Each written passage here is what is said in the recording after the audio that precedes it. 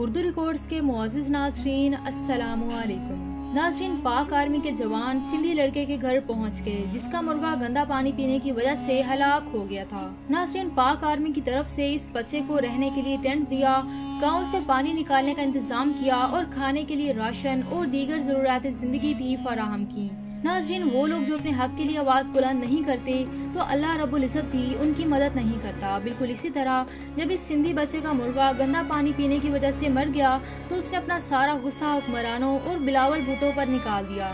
मारूफ सहाफ़ी इकरारुल हसन ने इस बच्चे के लिए मुर्गा और राशन का सामान भेजा तो इस बच्चे की खुशी देखने वाली थी। लेकिन ऐसा कैसे हो सकता है कि एक पाकिस्तानी बच्चा रो रो कर दुहाई दे और पाकिस्तानी आर्मी अपने कान बंद कर ले। पाक आर्मी के नौजवान भी इस बच्चे के घर पहुंच गए जहां इस बच्चे को तोहफे तोहफ़ दिए और रहने के लिए टेंट भी फराहम किया। मगर अफसोस कि सिंध हुकूमत का कोई अदना सा नुमाइंदा भी इस बच्चे तक न पहुंच सका।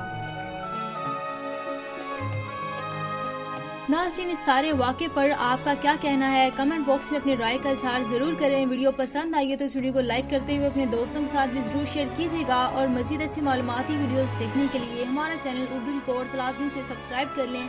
मिलते हैं अगले किसी मालूमाती वीडियो के साथ, तब तक के लिए अल्लाह।